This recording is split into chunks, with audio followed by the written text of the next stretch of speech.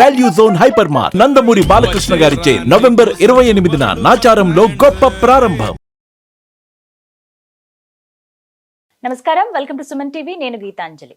ప్రస్తుతం మనతో పాటు ప్రముఖ జ్యోతిష్యులు బ్రహ్మశ్రీ నందిభట్ల శ్రీహరి శర్మ గురువు గారు ఉన్నారు. వారితో మాట్లాడదాం. గురుగారు నమస్కారం అండి. వాగర్థావివ సంపృక్తౌ వాగర్థ ప్రతిపత్తయే జగతః పితరౌ వందే పార్వతీ పరమేశ్వరౌ. సదాశివ సమారంభాం శంకరాచార్య మధ్యమాం అస్మదాచార్య పర్యంతం వందే గురు పరంపరాం. ఆదిత్యాయ చ సోమాయ మంగళాయ బుధాయ చ గురు శుక్ర శనిభ్యశ్చ రాహవే కేతవే నమః.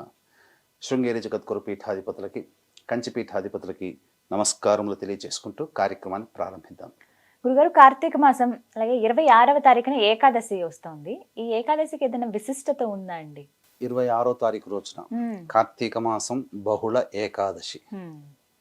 ఈ ఏకాదశికి చాలా ప్రత్యేకమైనటువంటి ఉన్నదమ్మా.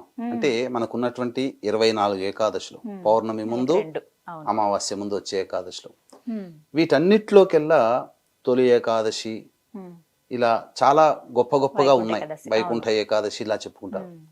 కానీ అసలు ఏకాదశి అంటూ పుట్టింది ఈ యొక్క కార్తీక మాసం బహుళ ఏకాదశి రోజున. అసలు ఏకాదశిని మనం ఈ రోజున అయితే ఉపవాసం ఉండి దీక్షగా విష్ణు భగవానునికి యొక్క సంబంధించినటువంటి పూజ చేసుకుంటున్నాం కదమ్మా. ఆ పూజ, ఆ ఏకాదశి పుట్టుకే ఈ ఏకాదశి, కార్తీక బహుళ ఏకాదశి. దీన్నే ఉత్పత్తి ఏకాదశి లేదా ఉత్పన్న ఏకాదశి అని కూడా అంటుంటారు. ఇది చాలా విధానం. కాబట్టి వీక్షించేటువంటి సుమన్ టీవీ ప్రేక్షకులు గమనించాల్సిన అంశం ఏంటంటే, ఎంతో మంది ఈ ఏకాదశి వ్రత మహత్యాన్ని అనుసరించే వాళ్ళు ఉన్నారు, ఆచరించి పుణ్యాన్ని సంపాదించుకున్న వాళ్ళు కూడా ఉన్నారు. కాబట్టి ఏకాదశి తిథికి మూలమైనటువంటి ఈ ఏకాదశి రోజున ఎవరైతే ఉంటారో సర్వ ఏకాదశులలో వచ్చిన ఫలము కంటే ఎక్కువగా ఫలితాన్ని పొందుతారని చెప్పి మనకు చెప్పబడి ఉంది. కాబట్టి అసలు ఈ ఏకాదశి పుట్టుక గురించి మనం తెలుసుకుంటే చాలా గొప్పదమ్మా. పూర్వము అనగా ఈ సృష్టి ప్రారంభమైనటువంటి సమయంలో బ్రహ్మ సముద్భవుడు, బ్రహ్మ ద్వారా ఉద్భవించినటువంటి వాడు తాళజంఘుడు అనేటువంటి యొక్క రాక్షసుడు. ఆ రాక్షసుడు ముల్లోకాల్ని తాను జయించడం కంటే కూడా తన సంతానం కూడా ముల్లోకాల్ని జయించగలిగే శక్తి కలిగినటువంటి పొందాలనే ఉద్దేశంతో తపస్సు చేసి మురాసురుడు అనేటువంటి ఒక రాక్షసుణ్ణి సంతానంగా వరప్రసాదంతో పొందడం జరిగింది. ఆ మురాసురుడికి ఇక ముల్లోకాల్లో త్రిమూర్తులలో తిరుగులేదనమాట. తన యొక్క శక్తితో బ్రహ్మని, సకలాది దేవతల్ని, ఇంద్రాది దేవతల్ని, బ్రహ్మని, శివుడిని సైతం కూడా ఓడించి ఇబ్బందులు పెట్టాడనమాట. అంతటా బ్రహ్మ, శివ, ఇంద్రాది దేవతలందరూ సృష్టి రక్షకుడైనటువంటి విష్ణు దగ్గరికి అందరూ, ఈ బ్రహ్మ, శివుడు, ఇంద్రాది దేవతలందరూ వెళ్ళారమ్మా. వెళ్ళిన తర్వాత ఇక నేను ఎలాగైనా కానీ యుద్ధం చేయక తప్పదని ద్వంద్వ యుద్ధము అనగా బాహాబాహిగా 1000 సంవత్సరాల పాటు విష్ణు భగవానుడు యుద్ధం చేస్తాడు. చేసిన తర్వాత ఆ మురాసుడి శక్తి ముందు విష్ణు అలసిపోతాడు. అలసిపోయిన తర్వాత సింహవతి అనేటువంటి ఒక గుహలోకి చేరి విశ్రాంతి తీసుకుంటుంటాడు. ఆ విశ్రాంతి తీసుకునే ముందు సంకల్పం చేసుకుంటాడు, నేను మళ్ళీ విశ్రాంతి నుంచి బయటికి వచ్చిన తర్వాత ఎలాగైనా కానీ నేను మురాసుని సంహరిస్తాను అని చెప్పి సంకల్పం తీసుకొని విశ్రమిస్తున్నప్పుడు, ఆ విశ్రమించిన తర్వాత అతని శరీరం నుంచి ఒక కన్య ఉద్భవించింది. విష్ణువుని వెతుక్కుంటూ ఈ మురాసురుడు వచ్చాడు కదా. ఆ మురాసురుడితో యుద్ధము చేసిన తర్వాత ఆ కన్య ఆ మురాసురుని సంహరిస్తుంది. సంహరించిన తర్వాత విశ్రాంతి నుంచి మేల్కొన్నటువంటి విష్ణు భగవానుడు మురాసుని కోసం చూస్తే అక్కడ మురాసుని మృత శరీరం కనబడుతుంది, ఎదురుగా కన్య కనబడుతుంది. ఎవరమ్మా నీవు అంటే, నీ శరీరం నుంచే ఉద్భవించాను మహానుభావ, నీ యొక్క సంకల్పాన్ని నేను నెరవేర్చాను అని చెబుతుంది అనమాట. అంతటా నా యొక్క సంకల్పాన్ని నువ్వు నెరవేర్చావు కాబట్టి ఏం వరం కావాలి కోరుకోమ్మా అని అంటాడు. నాకు 3 వరాలు కావాలి దేవా అని అంటాడు. అంటే ఏమేంటివనంటే, నీకు అత్యంత ప్రియపాత్రురాలిగా నేను ఒక ఉండాలి, నీకు అత్యంత ప్రియముగా నేను ఉండాలి. 2, ఉన్నటువంటి అన్ని తిథులలోకెల్లా నాకు ప్రథమ తాంబూలం కావాలి. 3వది, నాపై ఏర్పాటు చేసినటువంటి తిథి రోజున ఎవరైతే ఉపవసించి నిన్ను పూజ చేస్తారో వారికందరికీ కూడాను పుణ్యముతో పాటు మోక్షాన్ని కూడా ప్రసాదించాలి అని చెప్పి వరం కోరుకుంది. తథాస్తు అని చెప్పి వరం ఇచ్చాడు. ఇక ఆ రోజు నుంచి కూడా విశ్వవ్యాప్తముగా ఏకాదశి వ్రతాన్ని ఆచరించడం జరిగింది. ఈ ఏకాదశి వ్రత మహత్యం వల్ల ఎంతో మంది పుణ్యాన్ని సంపాదించుకున్నారు, అలాగే ఎంతో మంది మోక్షాన్ని కూడా పొందారు. అలా ఆవిడ అడిగినప్పుడు వచ్చినటువంటి తిథి ఇవాల్టి రోజు, ఈ ఏకాదశి తిథి రోజున 26వ తారీఖు రోజున ఏకాదశి తిథి, ఆ ఏకాదశి పుట్టినటువంటి రోజు, తిథి పుట్టినటువంటి రోజు. అయితే సైన్స్ పరంగా కూడా ఆలోచించిన ఈ అమెరికన్స్ వాళ్ళందరూ కూడా ఎంతో మంది రీసెర్చ్ చేశారు, ఎందుకు వీళ్ళ ఆయుర్దాయం చాలా ఎక్కువగా ఉంటుంది ఏంటి అనంటే, వీళ్ళు నెలలో ఒక 2 రోజులు ఉపవాసం ఉంటున్నారు అని చెప్పి తెలిసిందమ్మా. ఆ తెలిసిన తర్వాత ఉపవాసం ఉండడం వల్ల ఏం జరుగుతుంది, శరీరం తన తాను రిపేర్ చేసుకుంటుంది. ఆ రిపేర్ చేసుకునే క్రమంలో అనేక మానసికమైనటువంటి శారీరక అంతర్గతంగా ఉన్నటువంటి రుగ్మతలు తొలగిపోయేటివి.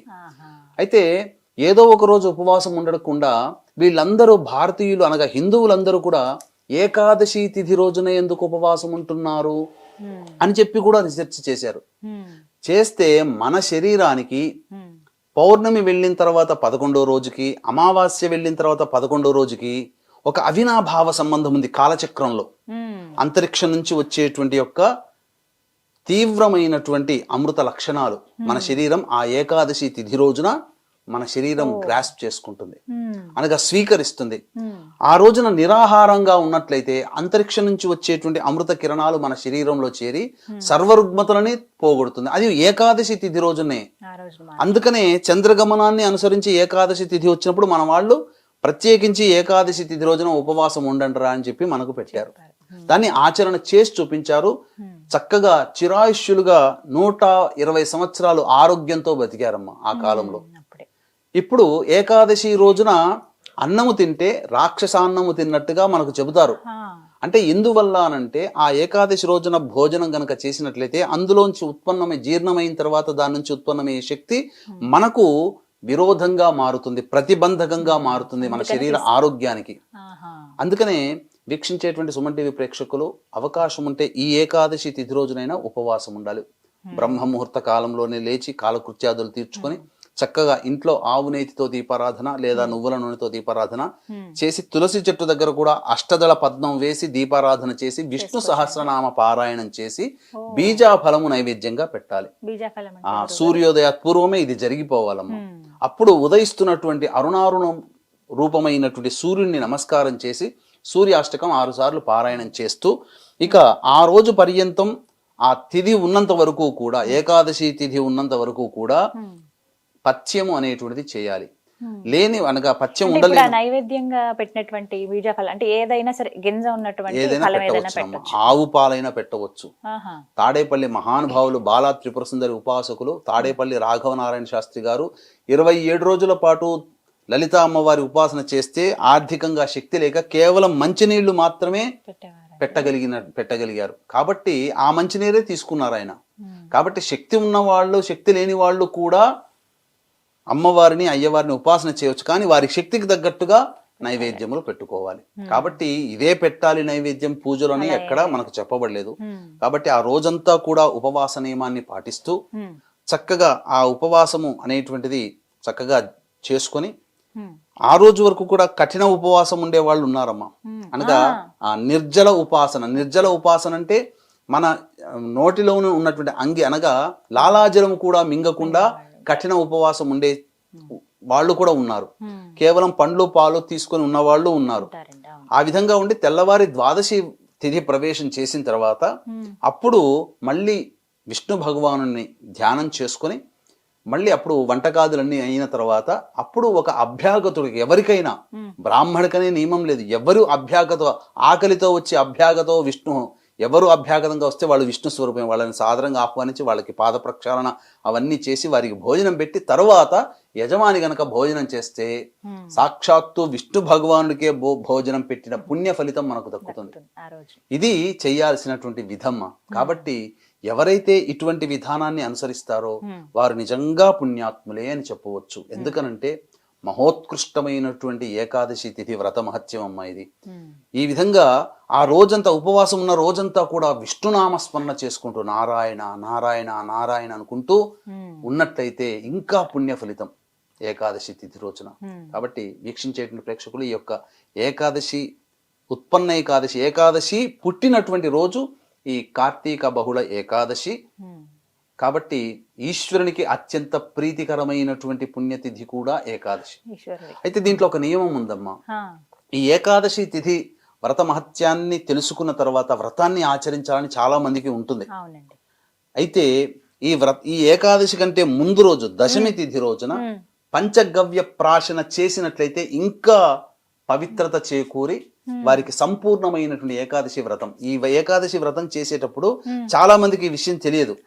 దశమి తిథి రోజున పంచగవ్య ప్రాశన అనేటువంటిది చేయాలంటే ఆవు పాలు, ఆవు పెరుగు, ఆవు పేడ, ఆవు గోమూత్రము, ఆవు నెయ్యి, ఈ 5, ఈ ఆవు పెరుగు, ఆవు పాలు, ఆవు నెయ్యి, ఆవు పంచకం, ఆవు పేడ, ఇవన్నీ కొద్ది కొద్దిగా అవి స్వీకరించినట్లయితే పవిత్రత వస్తుంది శరీరానికి. తరువాత తెల్లవారి రోజున ఏకాదశి వ్రతాన్ని ఆచరిస్తే సంపూర్ణంగా విష్ణు అనుగ్రహము, శివానుగ్రహం కలుగుతుందని చెప్పవచ్చు.